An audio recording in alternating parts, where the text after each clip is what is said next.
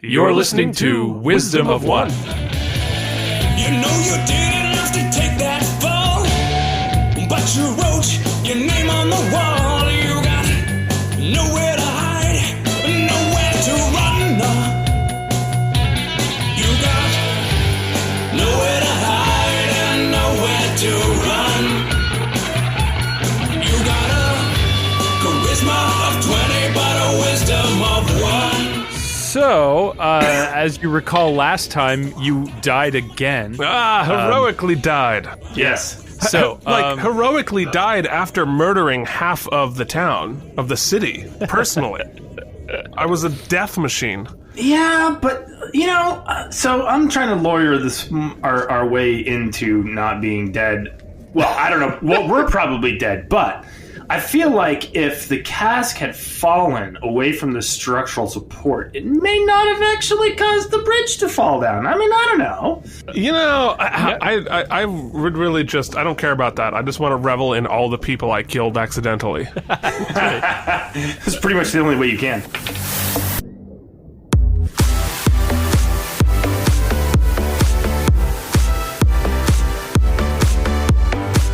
it was a white explosion, but then, of course, faded to black as your souls left and went into the nether.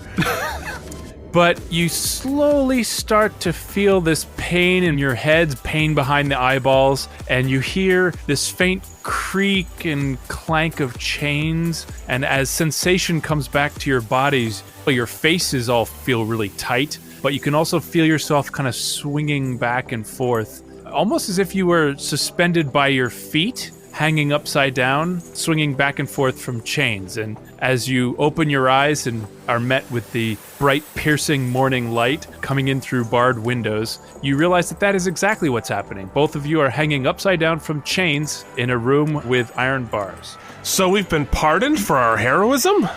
God, what the... Wait, can I move? You can move your hands. Oh, hooray! I have feeling in my hands again. Yes, the reverse traction has allowed you to move. You were both actually healed. You're at full hit points. Nice. You have some bandages on, but the socialized medical care has kicked in yet again, and you guys are backed up to full. Whee! And yes, the paralysis has gone, wherever that came from. In the room are two of the guards. One of them steps forward and says, "Good morning, gentlemen," and gives Skankraw kind of a push so that you're now swinging back and forth. Do either one of you want to explain why you tried to escape and blow up our bridge? You should be thanking me. I was clearly trying to save the city. You're all alive because of my heroism. Do you want to roll something? Oh, definitely. I rolled a 4. Very convincing. Yeah. The guard gives you a jab in the solar plexus with the handle of his truncheon, not doing any damage, but knocks the wind out of you. So, you want to tell me the truth now? What happened to Thungren? What did you guys do to him? What do you mean? Is he okay? You know more than us. You should tell us what you did with him. Well, he went out with us. I mean, we were there. We saw, like, the other dwarves there, with the big white powder casks, and they were fixing to blow up a bridge. So Thungren unlocked the gate, and we ran after them because we didn't think we had enough time. And I saved his life at least 4 times.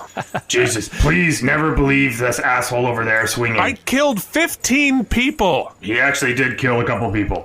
Let me just get this straight. You're talking about casks and other people and all this kind of stuff, but we go outside, there's a bunch of commotion and stuff, there's a big explosion, and we find you two morons on the brink of death, lying at the base of the pillar. Everything is packed with explosives. Luckily, only one of them seemed to have gone off, and Thungren's missing. There's nobody else around except you two. Care to explain that? Yes, like Jesus, I sacrificed my body for the good of the city. I'm just gonna... Who's Jesus? He sells bagels down on 33rd. Ah, Jesus. Yes, we like him. Yes. Let me just, try to apply maybe some thinking here. How... Good luck with that. How is it possible that we would get explosives and then have the ability to put them on the bridge? That's a fantastic question. That's exactly what we're going to get you to tell us. Let me ask you the better question. If we got all those explosives, would we have blown ourselves up? Well, we assumed that you were going to light a fuse and walk away, but somebody stopped you. Maybe Thungren, and maybe that's why you had him killed. Killed? We can only assume. You know that attempted mass murder is punishable by death, so you should probably cooperate a little harder, don't you think? So attempted mass saving, I should get like a statue or something. Okay, so tell me, where did Thungren go? Big explosion happened, and I don't remember anything after that. Why don't you start off from the beginning one more time and make a lot more sense this time? There was like the bell for the nighttime thing, but then I saw something on the bridge, and it seemed like there were some people carrying things. It's like a dwarkish haiku. And so then I pointed it out to Thungren, and I was like, what's going on over there? And then we looked around, and, so we decided to run and chase after whoever was doing that. How many dwarves? 4? 5? 70? And they were trying to blow shit up, and I heroically slayed them all. I punched a couple. Who else went with you as you escaped out of our facility here? Thungren unlocked the door, and that's... You want us to believe that Thungren, an inmate, unlocked the door for you, and you guys just walked out and happened to blow up a bridge? We didn't blow it up. So, who are you working for? The interest of getting away from this fucking idiot over here? I think I've made it very clear I'm really only thinking about myself. I don't work for anyone. The night before, were you trying to escape so you could blow something up then too? No, I was going to save us all. No, he just used some kind of brain power and made me do it. I don't understand why. He's very impressionable. You see, he's a dwark. I am not feeble-minded. I'm very average, like a medium level of intelligence. Yes, which compared to me is feeble-minded. The guards both step up and give you whacks with truncheons, definitely knocking you guys around a bit. Mrs. Madoc is gonna be so disappointed in you guys. Oh, that's the last thing I want to do is disappoint Mrs. Madoc. She's so good at punching people.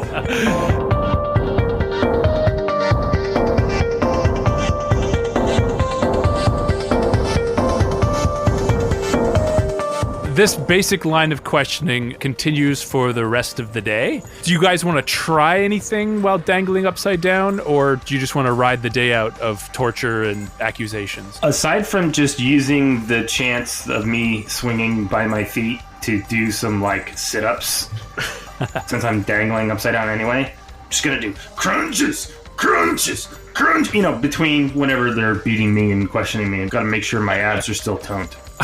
I still think I've got a chance of talking him into giving me a statue. When you guys decide to tell the truth, we'll cut you down and get you some food, but for now, I think you guys are good right there. We'll talk again in the morning. And then he slams the door shut and walks away with his compatriot.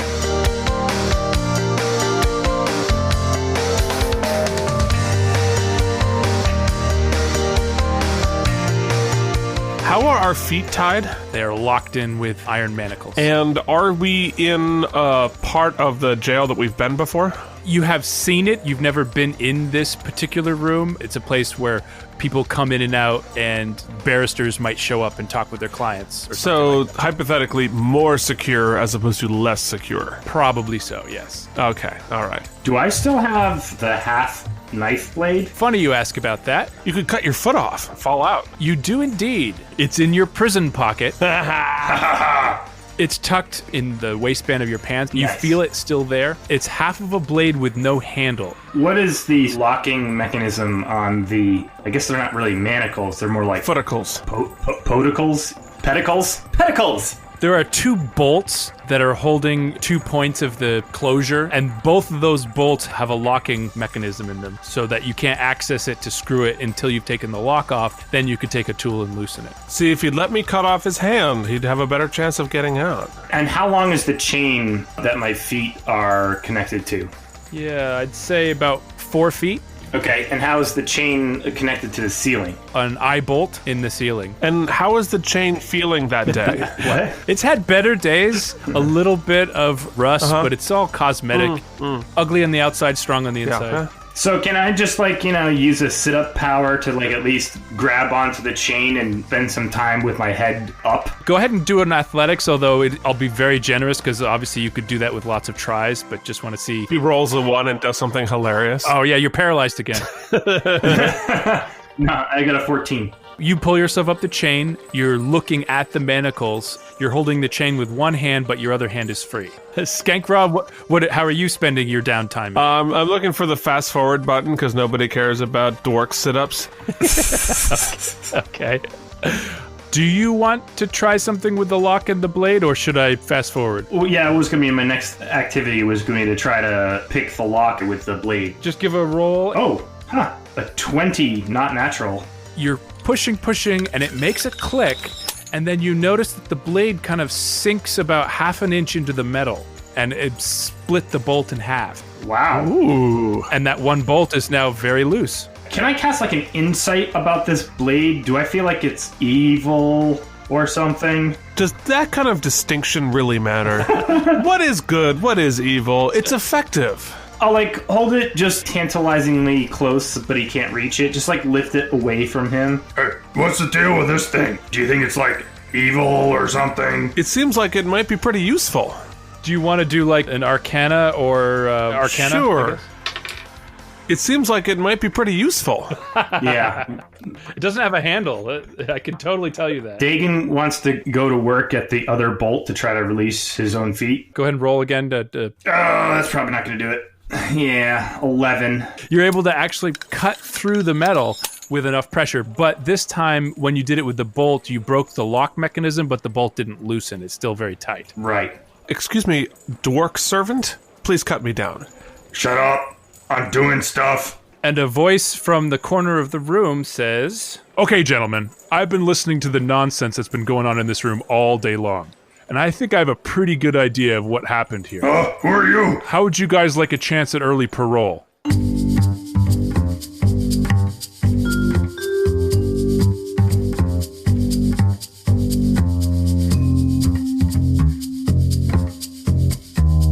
Ooh.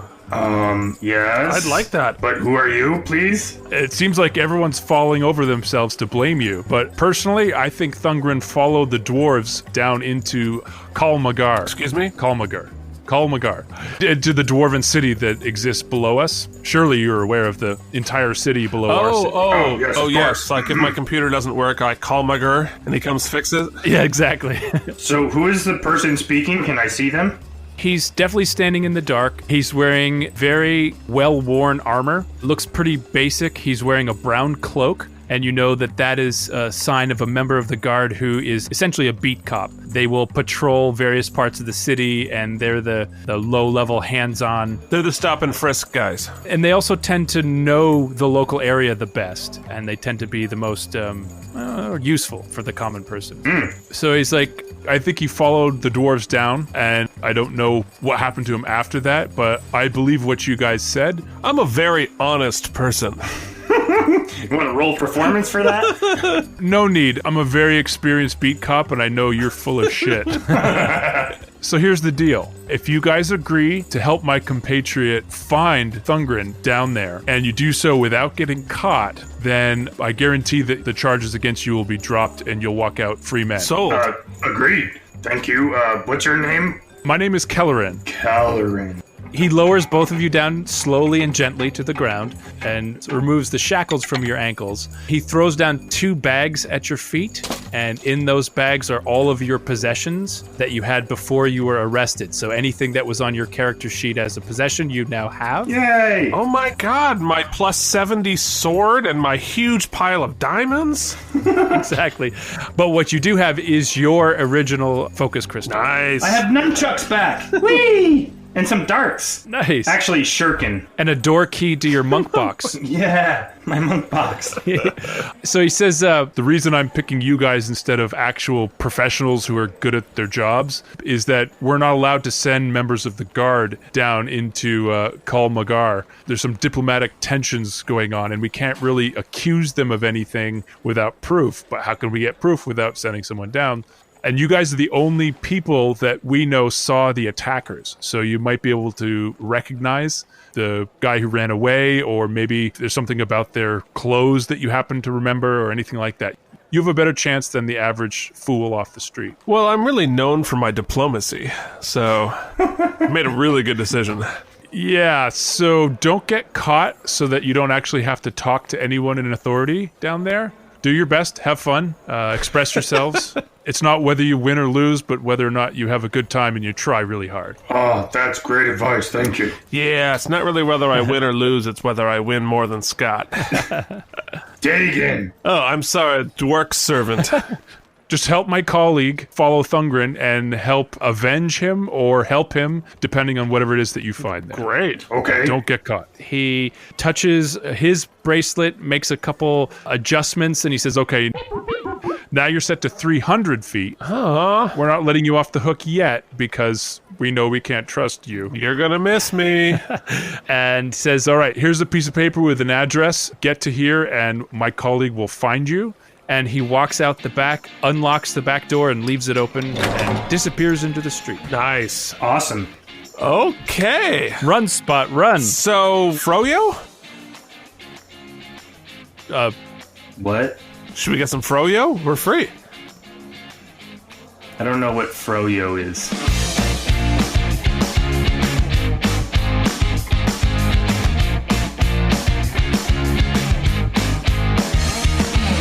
Frozen yogurt. Duh. I don't know what frozen yogurt is, but let's definitely get some food. I like that Great. idea. Yeah. Mhm. You're buying.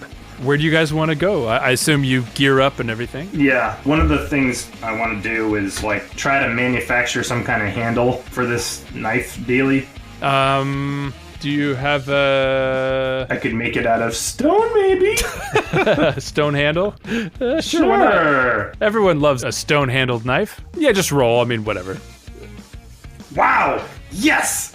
Literally a natural 20. Yay. I mean, not even just figuratively. Okay, so you were able to actually mount it securely. It feels relatively knifey, and you feel much less at risk of cutting your fingers to the bone. Fantastic. Let's go outside stealthily. Maybe let's start by going to the scene of where all the explosions happened. So you'd walk out, enjoying the freedom and the smell of the outside world. Dum, dum, dum. The base of the pillar that you guys died at is all blackened and charred, and a decent amount of chunks taken out of the pillar, but it's actually still holding strong.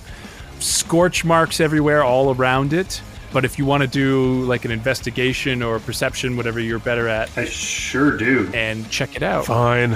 I'll do an investigation. Oh, shit. 24. 15 for investigation. Don't tell him what I know. Okay, so the lower investigation roll finds essentially what you'd expect. There's still broken bits of cask and rope and some blood, and actually an imprint of somebody who was lying spread eagle on the ground when the explosion happened. So you have that perfect outline left over with scorch marks all around, except for where he was lying. So That looks like the outline of someone with lower than average intelligence, I would imagine. Or higher than average intelligence on account of the fact that I decided to lay down for the explosion and avoid the most of the blast. either way, it's really creepy to look at. Essentially, that's it. And then there's footprints everywhere. I mean, it looks like people have been over the scene over and over and over again. Skankra, you see actual footprints. There's scorch over the top, but you can tell that these footprints were made before the scorching, and they lead towards an alleyway that you recall the dwarf ran down that alleyway and kind of disappeared. Come, dwark servant. Let's follow these tracks. What tracks? All I see is a creepy outline. The tracks that I see because I do not have average intelligence. So you go down the alleyway. It's your stereotypical poverty-stricken part of the city, lined with trash and animals and rats and all kinds of creepiness. It continues about 50 feet or so and then just ends at a stone wall. I want to look at the stone wall. Yeah, I think we should Very carefully. investigate the stone wall. With my stone cunning, With my +5 investigation and above average intelligence and looks and smell. Does stone cunning give you advantage, or does it give you a bonus to the roll? It's actually both. It's advantage plus 2x proficiency. So my proficiency is 2, so it's plus 4, but it's for stonework, and literally only stonework. Woo! Wow. All right. So I got a natural 20 and a 14, so a natural 20. Sweet. Yeah, I like that one. The wall itself is your stereotypical oversized brick wall. And you see, with your incredibly acute stonemasonry experience, that there is indeed a seam in the wall, but it's so carefully and cunningly hidden that it would take almost a natural 20 to actually recognize what it is. Okay, so just sort of nonchalantly lean against it as though I don't even know that it's there, but I'm definitely going to try to activate it and try to freak him out. Who are you playing cool for? There's nobody else here. I'm trying to freak Skanky out. Oh, gosh, no. You didn't find the door we were looking for. Eek! Okay, roll strength, I guess. Okay. Or athletics, maybe. I feel like I'm overusing athletics, but I feel that way about in life. I'm definitely overusing athletics. totally. Yeah. I rolled a mighty 5. It feels really solid. It looks like a door, but it feels like a wall. This is confusing. Looks like a door, but feels like a wall. Strong enough for a man, but dwarf. gentle enough for a man. No good, it's not opening, sorry. Okay. I, run 5 feet backwards and then, do a flying shoulder barge at the door. Sweet! Roll an attack. Nice. 23. You hit that wall. It doesn't dodge or deflect or anything. Roll damage. So, god damn it, the 1d fuck again. For 4 points of damage. Okay. So you slam into the door. Now make an acrobatics or... acrobatics check, I guess. Back in the monk box, they never trained people on how to kick walls. Yeah, but I'm apparently a genius at it. That's my 3rd natural 20 already. Whoa. You do a backflip, flipping backwards over the thing, 2 spins in the air, and you land in the perfect superhero stance. Oh my god, that must have hurt. Are you okay? Yeah, so roll perception. See if you see anything about the wall there. 13. Okay. Is it a pole thing?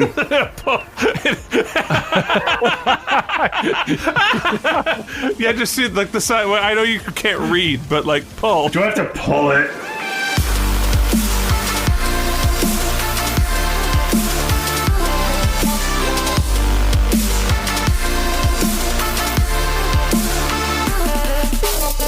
The big handle in the front. Okay, I have to declare that a tie. So Skankra leans over and helps you back up and brushes the dust off your shoulders. Nope, except I didn't fall down because I magnificently landed like a ninja. Oh boy, that looked like it hurt. Yeah, but it was a proactive "are you okay?" He assumed failure. Yeah. You smashed into a brick wall. The wall is super solid looking still. It is all there. Should I do a detect magic thing, or can I do an investigation on it? Absolutely. Whichever of those you would like, yeah. Oh, I rolled a 19 plus 5 investigation is a 24. While Keith is doing boring, look for glowy magic bullshit, I'm gonna look for something to do leverage with, like a crowbar that's just lying in the dirt, because that's where crowbars live. So, Skankra, you see a very strange... The big sign that says pull. Yeah, exactly. Not an exit. Alarm will sound when door is open. At the bottom of the door, you see what appears to be a very complex mechanical interface. It's a metallic knob that is built into this piston that goes into the wall. It looks like the knob could be turned clockwise or counterclockwise. Nice. Very complex. It would take an engineer to really dissect what's going on. Great. So, Dwark, I think it just needs one more big hit. So I naturally distrust Skanky. Why? Are you doing a persuasion there, Keith, or something? Yeah, hell yeah. What am I going to roll to defeat that? Would it be insight, I guess? Insight, yeah. With my bonuses, I got a 22. So. Oh, man, I got an 18. So, And honestly, it's what you were doing anyway, so Yeah. it's not that far off. It feels like the right idea. I mean, So close. yeah, bet I just need to kick it harder, honestly. Yeah. So I wind up for a second round. Wind up a little further, though. I think you should make a longer run into it. Fucking fuck. All right, so I just rolled a persuasion in real life, and it worked. run back like 25 feet, the full half distance of my... Perfect. 25 feet back? Yeah. And then... And... Oh my god. I swear I'm not lying. Another natural 20. Oh, but this one's for the attack instead of the recover, right? Yes, the attack. Yeah. And then martial attack damage would be... Nice. 7 points this time. So 14 points to the door, and then do another athletics or gymnastics. Acrobatics. Acrobatics, thank you. Stick the landing. And 15 for an acrobatics. yeah, you land on your feet, you kind of stumble. Skankra, are you catching him again, being the supportive partner? Of course. Yeah, okay. Of course, yeah, no, definitely. Get off me, I don't need your help. You feel this tug at your waistband as he's helping you back up, and you realize that Skankra is trying to pull the knife out of your belt. I do a punch in the face. Okay, roll attack. 12. I believe that gets you. You had the invincible 11, as I recall from last episode. Does that mean he hits me? Shit. Yes, he does hit you. 7. Good night.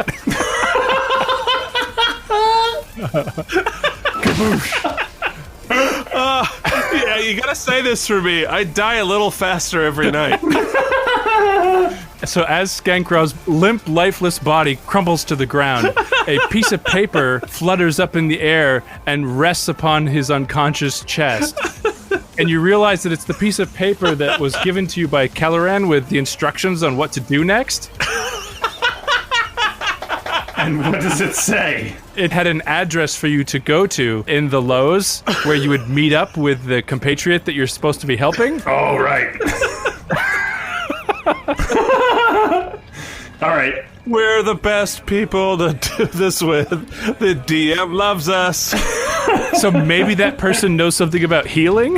Yeah. I one-punched you dead. Here we are. Awesome. Oh, yeah, I got some death saves going on right now. If you're facing death by dragon breath, it's a gamble for your life. You'll need a saving throw, saving throw, saving throw. You'll know a saving throw. This is where the world ends. Not in a volcano or a glacier, not in New York or Tokyo, but in Detroit, in a dusty, abandoned lot tucked in the shadows of skyscrapers and stadiums. The end does not come in a fireball or tidal wave, but in a gentle late summer rain. It is here that hundreds of thousands of bodies, naked and twitching, will be pulled by mysterious and inexorable forces to march in a giant circle that rotates endlessly, like a hurricane made of flesh. A single drop of water is all it takes to join them. How long will they keep walking? What happens when the circle stops spinning? A Kindle Book Award finalist, The Dead Circle and its sequel Beneath the Snow are available in paperback and digital download on Amazon.com. The Dead Circle by Keith Varney. And now a special offer exclusively for Wisdom of One listeners. Buy The Dead Circle now for 0% off at wisdomofonepodcast.com/buystuff. You're listening to Wisdom of One. If you hit the ground in a single round, it's a gamble for your life. All right, so I'm going to use medicine to stabilize him. Yeah, roll 20, see if you kill him. Oh, natural 1. Wouldn't that be awesome? Come on. Oh, Which one are you rooting for? damn. I rolled an 8, so I'll try again next round. You take the bandage and firmly place it over his mouth and nose and wrap it around tighter and tighter until the bubbling stops. Yeah, fix the problem. No, I'm going to try to medicine him again. Okay. Be like, oh. If you have unlimited tries, you can just automatically have basic success. Yeah, I don't want to, like, heal him. I just want to make him not die. Way to succeed at basic success. You are stabilized. You don't have to do the death throws. Nice. But now you have an unconscious Skankra. What do you do? Great. That's actually an ideal scenario. Skankra in his best form. Yep. So I just, like... Well, good night, guys. I'll talk to you tomorrow. I just flip him over my shoulder. Probably shouldn't have done that. But also much quieter. Yes. And then, like, try to stealthily with an unconscious... What are you, a half-elf or some bullshit? I'm perfect. That's what I am. Yeah. Not to guide you, but I had pictured that you were just going to drag him by 1 foot all the way there. His head bouncing off the cobblestones. Yeah. So I'm just going to, do the over-the-shoulder dwarf holder kind of move there. Cool. And then look for the address of that guy that we're supposed to meet, which I completely forgot. All right. The address says the Dizzy Pony, and it's in the red sector of the Lowe's, where you guys all lived because neither of you are human or rich. Awesome. Is there like a pub along the way where I can grab a bunch of beer? Yes, you could do a pub crawl all the way over to the Dizzy Pony. I do want to stop in the first pub I see, actually. I want to go to the sober pony. And then I'm going to take a giant beer, drink half of it, and then splash the rest all over Skankra. The half-orc bouncer says, Looks like he's had enough. Yeah, well, I'm taking him home now. Just while he's all smelling like beer, so that it'll be easy to fool somebody that he's just drunk. And then I go to the pony. nice job with the average intelligence there. I love it. No. See, that is a wise move. Yes. Street smarts, not book smarts. Love it.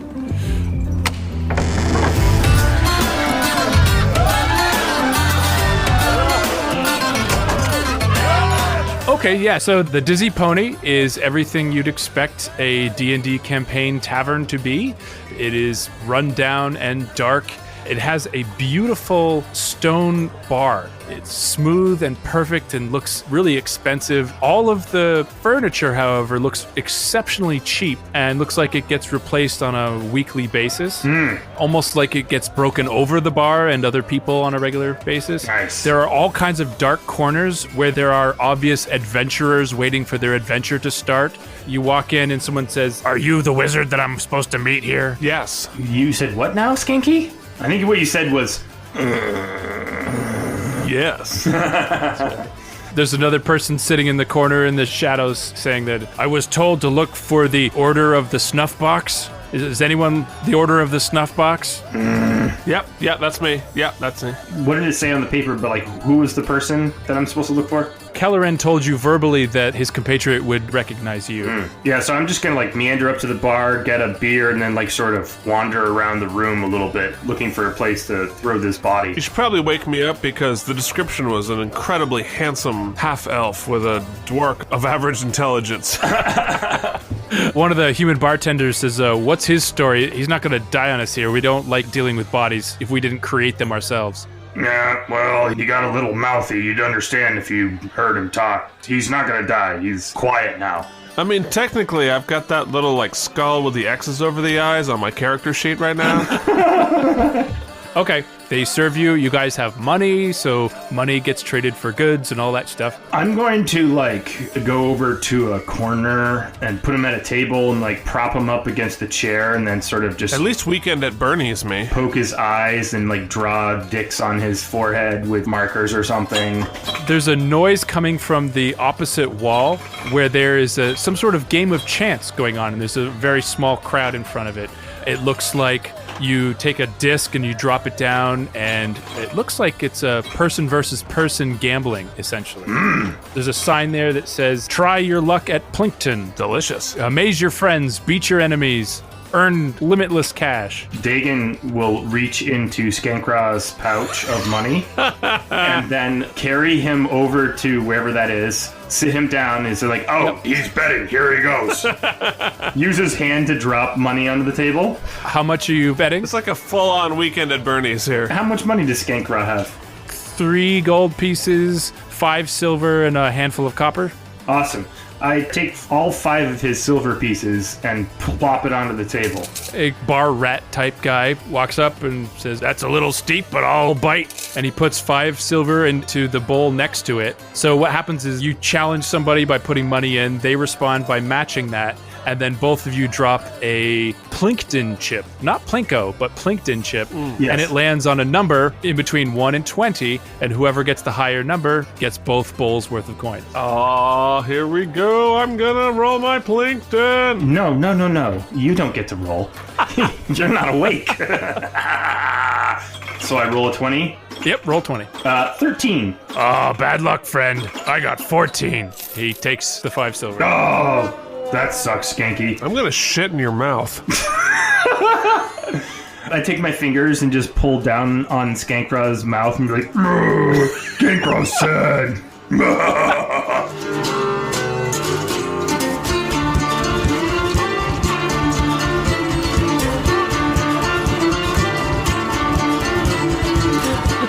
and then I take his 10 coppers Okay. and I put that in the bowl. So, Sean, how is your meticulously crafted story going? About as expected. A woman puts, 10 copper in. She puts her Plinkton chip down and it lands on a 20. Oh, shit. What do you get? I got a 14. How did I roll a 20? I want to look at this woman. Does she got a weighted Plinkton chip?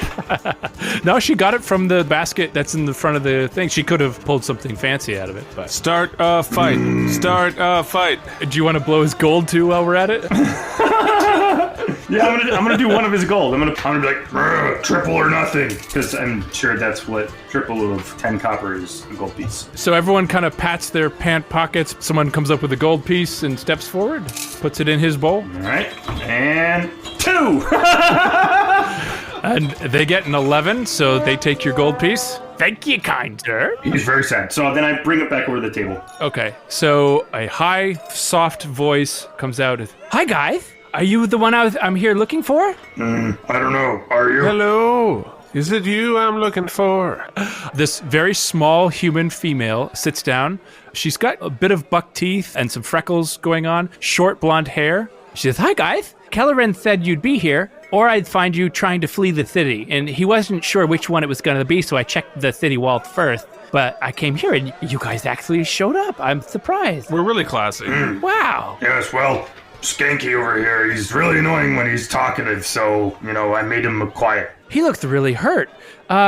Unfortunately, I'm not really good at healing stuff, but luckily there's a hospital just a little bit over there. You walked right by it. It probably had really bright hospital lights that said, bring wounded people here, we'll heal them for free. Really easy, not a hassle at all, sort of thing. You want to go over there didn't and do talk over there? Oh yeah, totally, let's do that. Okay.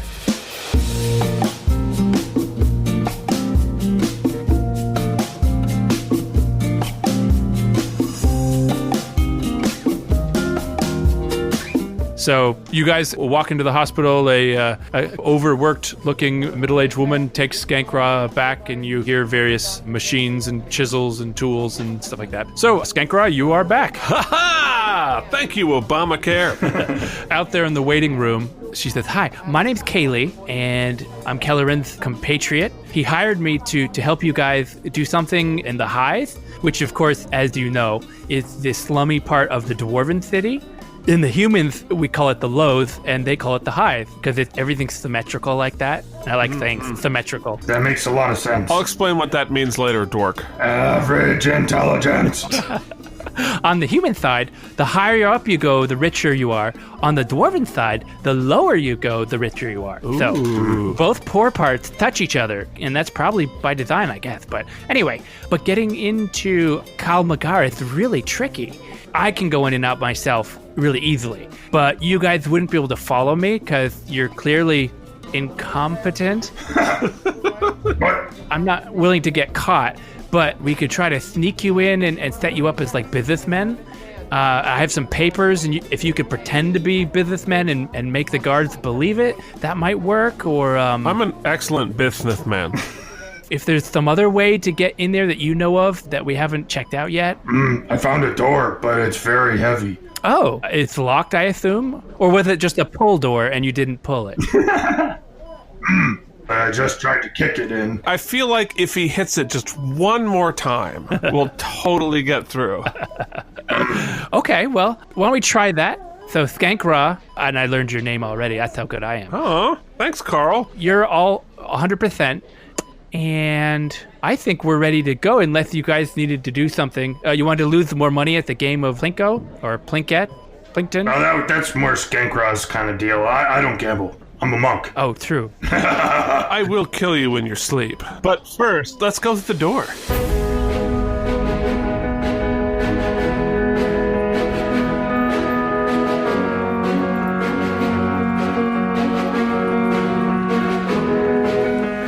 So you're back in the alleyway, a lot of fast forwarding, nobody mugs you or anything interesting on the way.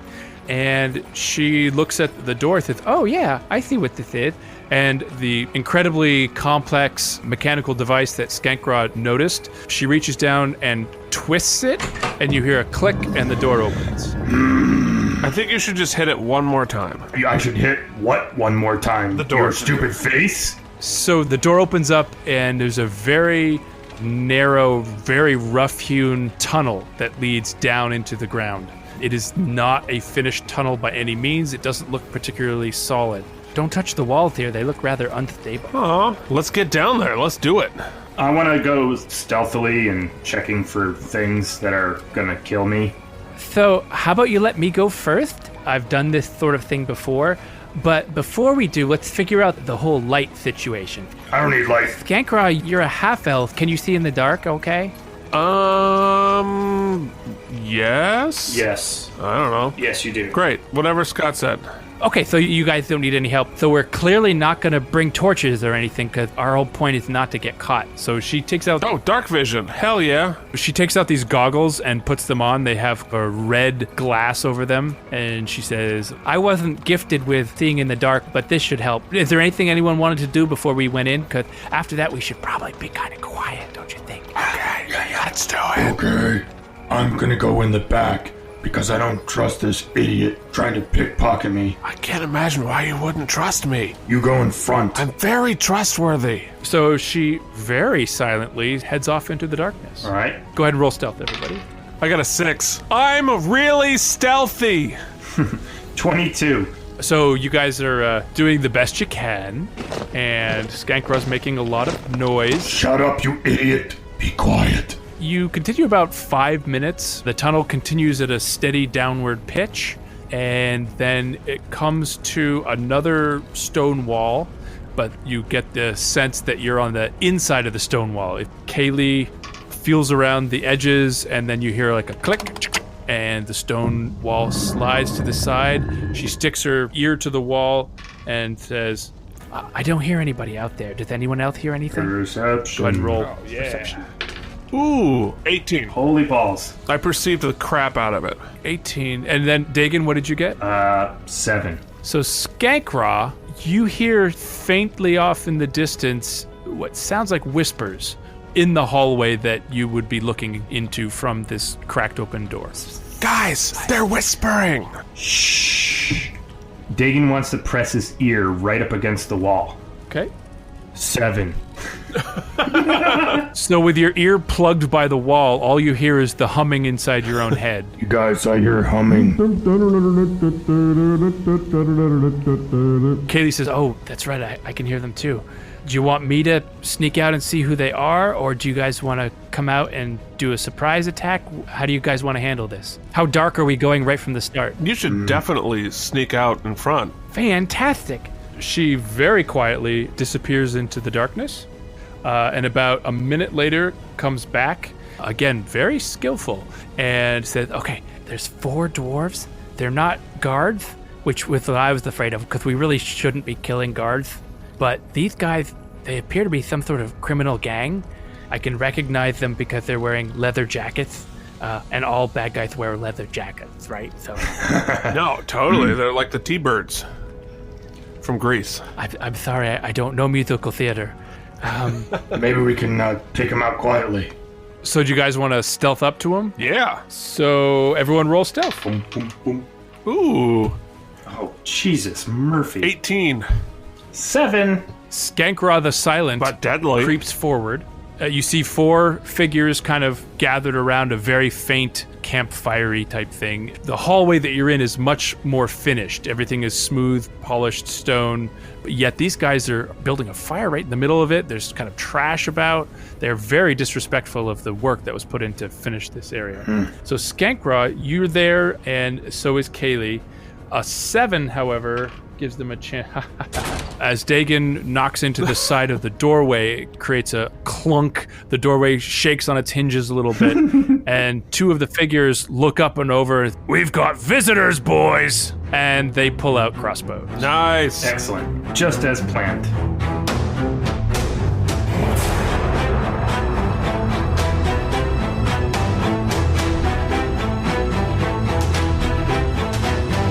There is no surprise round. Let's all roll initiative.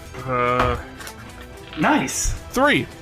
20, not natural. Dagon, you're first. Since you knew you were going to make the noise, you were prepared for this combat. How far away am I from these people? 30 feet. Okay, I'm going to go up 25 feet and then right at the last second peg this knife at one of the guys with the crossbow. Okay, so just roll. Okay. Fuck. 8. So it goes whipping over the shoulder of one of the dwarves and disappears into the clutter behind it. Oh, good job. So not only did you not do any more damage, you lost the only useful thing we own. Yeah, that's basically what You happened. still have a focus crystal. I'll find it later. Kaylee swears under her breath and jumps forward, and she hits one guy with 2 daggers, dagger in each hand, slash, and drops him. He looks like he took a lot of damage. Wow. Nice. So now it's the Dwarven Gang. Just so you know, their name is Broken Hammer. They have very cute Broken Hammer symbols on the back of their leather jackets that indicate they're bad guys. Got them embroidered. Yeah. Okay, 3 crossbow bolts. Dagon, will a 20 hit you? 2 points of damage. Skankra, you are missed. Ha! The trend continues, and Kaylee is missed. She steps out of the way of a shot. Aw, 2 of us are good fighters. Skankra, your turn. There's really only one thing to do now. It's time for color spray. Fantastic. I cast the shit out of color spray. Remind me what that does, or describe it as you do it. A dazzling array of flashing colored lights springs from my hand. I roll 60-10 of hit points. Doesn't do any damage, just dazzles people. I think it's just annoying. Well, I think it also fucks with their eyesight, I think. It just says each creature affected by the spell is blinded until the end of your next turn. But does it affect me and the other one? That'd be funny. We'll say no in this case. Okay. Take away my foot. Okay. 28 hit points worth of people I can hit. 2 of the dwarves rub at their eyes and start staggering around in circles, saying very clever things like, I can't see! I've been sprayed with color! I've been made fabulous, and now I can't see. Okay, good round. Dagon, your turn. I attack the one that Kaylee is standing next to, and I'm going to break out my nunchuck. Yeah. Will a 24 hit? Yes, it will. Okay. Not even embroidered leather jackets protect you from a 24. Yeah. For 6 damage. He's still up, but that hurt. Now it's Kaylee's turn, so she gets sneak attack. So she missed with one of the daggers, but the other one she struck, and holy god. He's dead. He's dead, totally dead. Nice. Oh, Hooray, sneak attack. And the other 2 are blind. that's right. Nice. They both drop their crossbows, pull out, of course, dwarven battle axes, and start swinging in random directions. They both miss. Aw. So now we're at Skankra. Well, I feel like since we're already in the embroidered leather jackets, it feels like the appropriate time to cast Grease.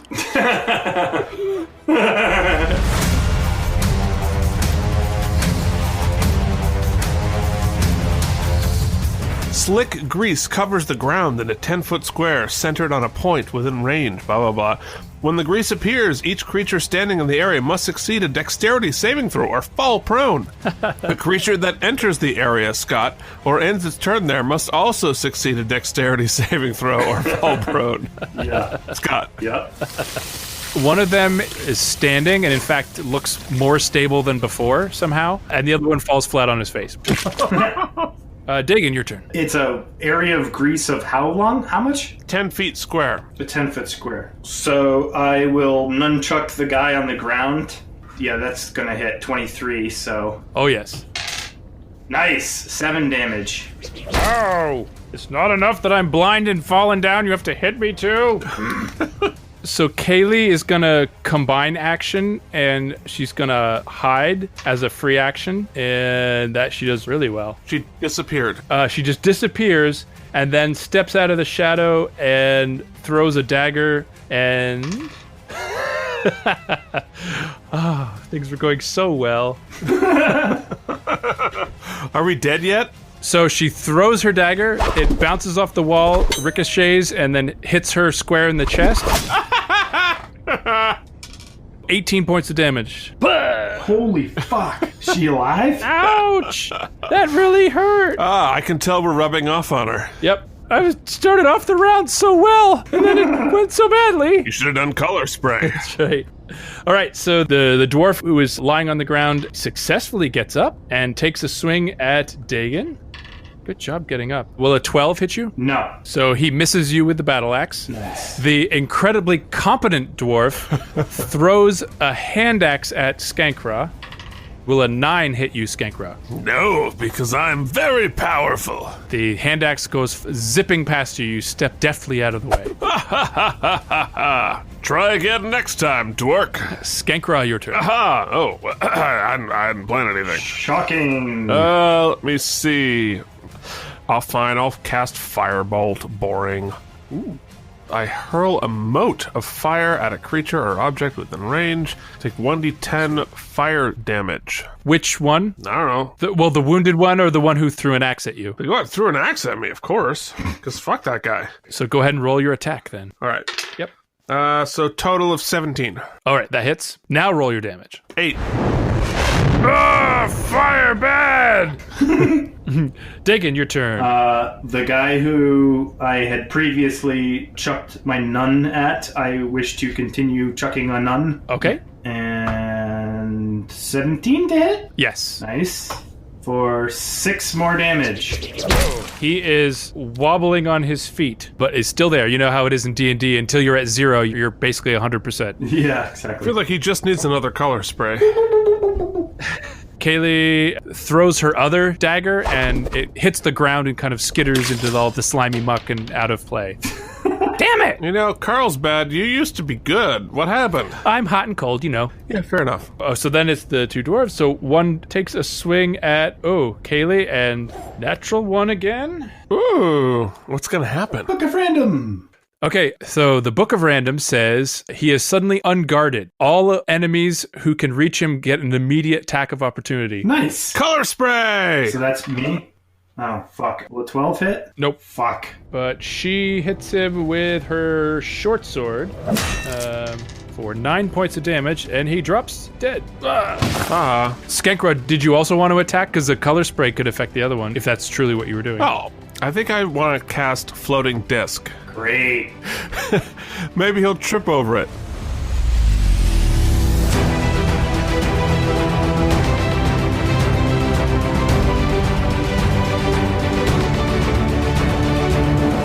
It creates a circular horizontal plane of force 3 feet in diameter and 1 inch thick that floats 3 feet above the ground in unoccupied space. It can hold up to 500 pounds. That's really cool. He's gonna use it to step out of the grease and come slide over to you. What controls its movement? Disc is immobile while you are within 20 feet of it. If you move more than 20 feet away, the disc follows you. Okay, perfect. All right, so I'm going to cast it right behind me, and then I'm going to run past him and see if the disc knocks into him. Okay. Awesome. Make a dex save as you go through the grease. Exactly, that's what I was... So please roll dex. Yes! 10! That's a fail because your dex was 13. You go skittering to the ground and come to a sliding pile roughly at his feet. Hoisted on your own petard, magically speaking. And so now you are prone at his feet. Hooray. Nailed it! Dagan, it's your turn. Skankra has done this strange foot attack that you didn't see coming, so plus to him for surprise, right? Yeah. Dagan, like, just starts to swing and then just starts laughing so hard that he just doesn't do anything. Okay. Puts his hands on his knees and just shakes his head. Kaylee's like, come on, guys, this isn't going well. Look, you're no one to criticize. None of us have stabbed ourselves. So she disappears again and then appears really quickly in a slightly different location, leaps forward and strikes with her short sword. And misses. Fuck. Why don't you teleport yourself into something more competent? She doesn't fall in the grease. She leaps forward and does the attack and slides across the grease on her feet, looking very dexterous and under control, but missed the attack. Darn it. Well, so it's the dwarf's turn, and he does the only real logical thing. Will a 16 hit you, Skankra? Oh, definitely. So 9 points of damage? 99! Oh, no. Oh, no. Okay. Crunch. Next episode, episode 4, Skankra 4. Oh, my God. Dagan, your turn. Are you done laughing yet? Yeah, I'm done laughing. Still a little bit laughing. And then we'll swing a nunchuck at him. I'm laughing too hard, apparently. Oh, fuck. Oh, and missed. It was a 2. No need to involve the Book of Random. Okay, gotcha. Kaylee, with her incredible grace on the slicked surface, spins and swings her short sword and hits him for 3 points of damage. And the dwarf is still standing. Like the Terminator dwarf. Horribly wounded, leaking all over the place. Don't fuck with the broken hammer. I mean, can you imagine what's going to happen when we fight characters that aren't level 1? And his willpower actually holds. He thinks he has a chance here. He's going to take you guys. I mean, I think that's a pretty fair assessment. Whoa. Dagan, will a 20 hit you? Maybe. Okay, 6 points of damage. Ooh, shit. He might do us. Dagan, your turn. Definitely no longer laughing. Fuck this. And, oh my God. Wow, I just rolled back-to-back 2s. I think that's a 2-2. So, no, I just missed again. So, Dagan, you missed. Kaylee... Kaylee also misses. He deflects it with his battle axe. Clang! Dude's immortal. Wow. And then he swings the battle axe at Kaylee and hits her. Nice hit for 9 points of damage. Oh my God, please die. That'd be so funny. She definitely looks worse for the wear, but she's still standing. So, Skankra, time for your save. Saving throw! You wrote this song just for me. Ooh, 19! Man, where were all these rolls when I wasn't dead? All right. Excellent. So, yeah, you're 1 away from stable. Hooray! Aww. Dagan, your turn. Dagan brushes himself off, does a couple of swings. And... fuck. Will a 14 hit? No. Clang. So there's no Enter the Dragon going on here? No, definitely not. I love how every episode of this basically just stalls out in a fountain of incompetence until we all die. That is what happens. Yep. Seems to be a theme. I like it. Kaylee again disappears, appears in a slightly different place behind him, so now he is flanked. Yay. She lunges forward with her short sword and misses him. Oh my God, we are so terrible. Oh my God, Ray. All right, so odds evens. Dagan, do you want to be odd or even? Odd. Okay. Will an 18 hit you? Yep. 4 points of damage. Good night.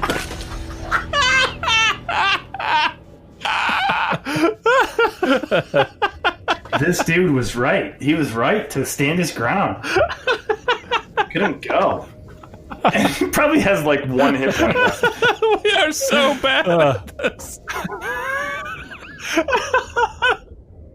Like, we have legitimately died. Yes, literally. All 3 episodes. Like, no joke, for realsies. Yeah. Wow. That's good stuff. Okay. Well, everything fades to black as you guys are very familiar with at this point. Wait, new title, Fade to Black. So don't worry, guys. I'll save us when you guys are out. You can count on me. Sure. The lady who stabbed herself. Once I pull this dagger out of my chest. Anyway, so that's a good place to stop. You stole the diamond from a concubine of a wizard who could read your mind. You got nowhere to hide, nowhere to run. You stole the gold from the dwarven graves, then got yourself lost in the caves. You got nowhere to hide, nowhere to run. You're listening to Wisdom of One. Average intelligence. Average. Are you paying too much for your dice wax? I know I am. So many waxes promise the shine and luster you expect from your 12-sider, but charge you an arm and a leg. Skank Ra's Discount Dice Wax is made from the finest quality tears of his enemies and a proprietary blend of ashes and musk, boiled and concentrated into a satisfying slurry. Now 15% less toxic. Skank Ra's Discount Dice Wax. Wax those dice.